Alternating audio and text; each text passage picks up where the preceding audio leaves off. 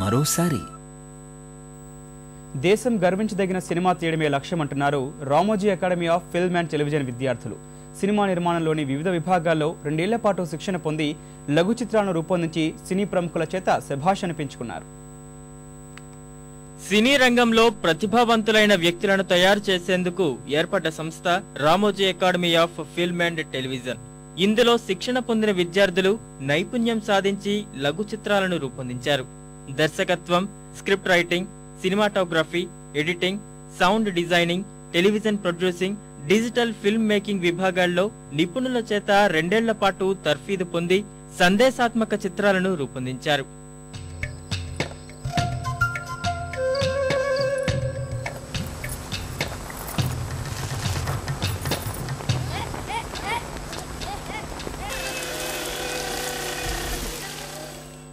మనశ్చేత్ అనే short film సంబంధించి చిన్న క్లూ ఇవ్వాలంటే, పేమెంట్ మీద లైఫ్ ఎలా ఉంటుంది, వాళ్ళ లైఫ్కి సంబంధించి ఒక కాన్సెప్ట్ ఇది.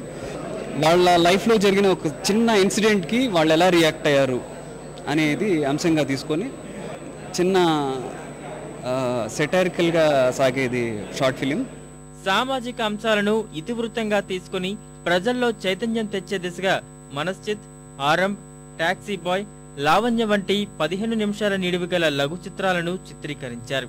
ప్రసాద్ ల్యాబ్స్ లో ప్రదర్శించి సినీ విశ్లేషకుల చేత మెప్పు పొందారు.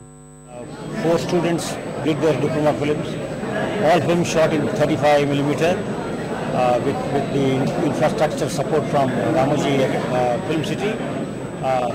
We hope that in future also a lot of students would graduate from our academy and contribute significantly to the film industry.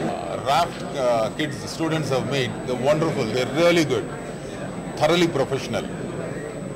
And the industry needs, at least the film industry, Telugu film industry needs good institutes like this and some good students to come out of it, and it will help the industry also a lot. I wish all these kids all the very best.